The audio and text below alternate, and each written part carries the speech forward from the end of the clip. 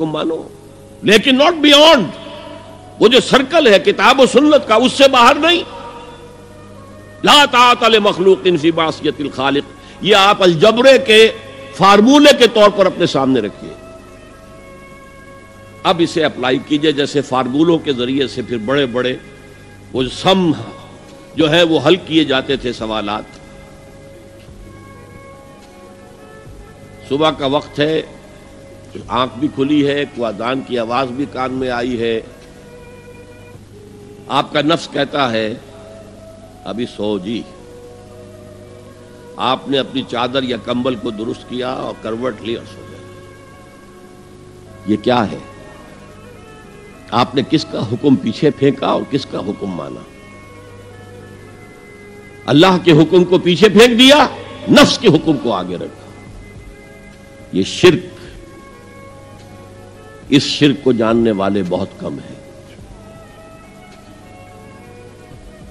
مولانا روم نے خوب کہا تھا، نفس ماں ہم کم ترس فرعون نیست لیکن ایراعون نیست.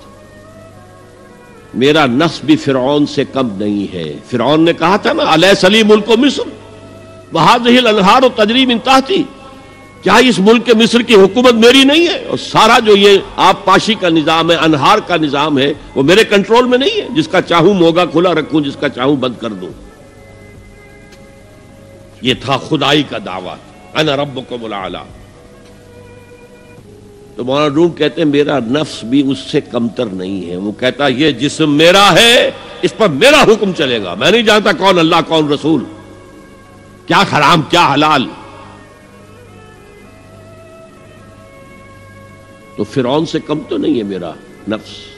لیکن ایراعون، اس کی بہت مدد تھی، فوج تھی، لاؤ لشکر تھا، تو اس نے زبان سے بھی کہہ دیا کھل کر انا ربکم الاعلی. میں مسکین ہوں، غریب ہوں، میرے پاس کوئی طاقت نہیں ہے، میں زبان سے تو کچھ نہیں کہہ سکتا، اندر سے میرا نفس یہی کہتا ہے.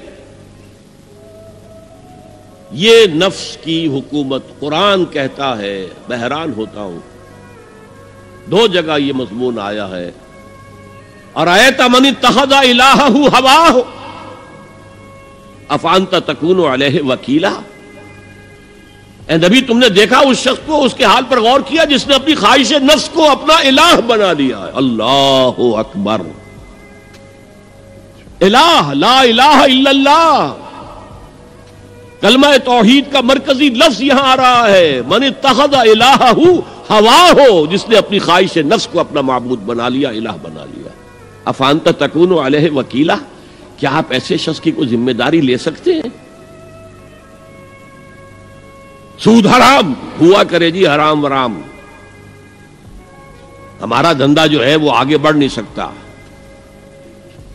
تو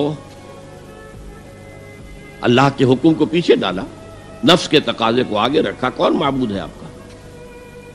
نام عبداللہ رکھیے، نام عبد الرحمن رکھیے، ہے عبد النفس، نفس کے بندے، نفس کے غلام. پوچھا گیا ایو الہجرت افضل یا رسول اللہ، اے اللہ کے رسول بتائیے سب سے اعلیٰ ہجرت کون سی ہے، افضل؟ فرمایا ان تہجر ما کرہ ربک، ہر اس چیز کو چھوڑ دو جو تمہارے رب کو پسند نہیں. آج رات ہی سے آپ ہجرت شروع کر سکتے ہیں. جائزہ لیجئے کیا کیا چیزیں میری زندگی میں خلاف شریعت ہیں جو اللہ کو ناپسند ہے. فیصلہ کیجئے کہ آج کے بعد نہیں ہوگی. ہجرت شروع ہو گئی، افضل الہجرہ، سب سے افضل ہجرت شروع ہو گئی. المجاہد من جاہد نفسہ، جہاد تو یہاں سے شروع ہو گیا، اپنے نفس کے خلاف جہاد کرنا. صبح نفس نے کہا ابھی سو جاؤ، آپ نے نفس کی بات کو رد کیا، اپنا کمبل اٹھا کے پھینکا، اٹھے، وضو کیا، نماز کے لیے آپ مسجد چل دیے. آپ نے جہاد کیا نفس کے خلاف. یہ افضل الجہاد ہے. اور سب سے چوٹی اوپر یہ ہے کہ جب وہ حق و باطل کی جنگ ہو تو جان ہتھیلی پر رکھ کر میدان میں حاضر ہو جاؤ. افرأیت من اتخذ الہہ ہواہ افانت تکون علیہ وکیلا. کیا تم نے غور کیا اس شخص کی حالت پر جس نے اپنی خواہش نفس کو اپنا معبود بنا لیا، الہ بنا لیا، کہہ رہا ہے لا الہ الا اللہ، لا الہ الا اللہ، لیکن الہ تو اس کا نفس ہے. اب اس کو انتہا پر لے جائیے. عہد حاضر کا سب سے بڑا شرک، سب سے بڑا شرک، سب سے بڑا شرک عوامی حاکمیت کا تصور ہے. حاکم اللہ کے سوا کوئی نہیں، ان الحکم الا للہ۔ ظاہر بات ہے فرعون نے اگر دعویٰ کیا تھا میں تمہارا خدا ہوں، انا ربکم الاعلی، تو کیا اس کا مطلب یہ تھا کائنات میں نے پیدا کی ہے، تمہیں میں نے پیدا کیا؟ ذرا سوچئے، کیا وہ بزرگ موجود نہیں ہوں گے جنہوں نے اسے دیکھا ہو کہ آج اس کی ولادت ہوئی تھی، کل اس کی کوئی اور سیری بنی ہوئی تھی؟ یہ کیسے دعویٰ کیا تھا؟ میرا حکم چلے گا، میں نہیں جانتا، الیس لی ملک مصر، مصر کی حکومت میری ہے کہ نہیں؟ یہ دعویٰ تھا، یہ خدائی کا دعویٰ ہے۔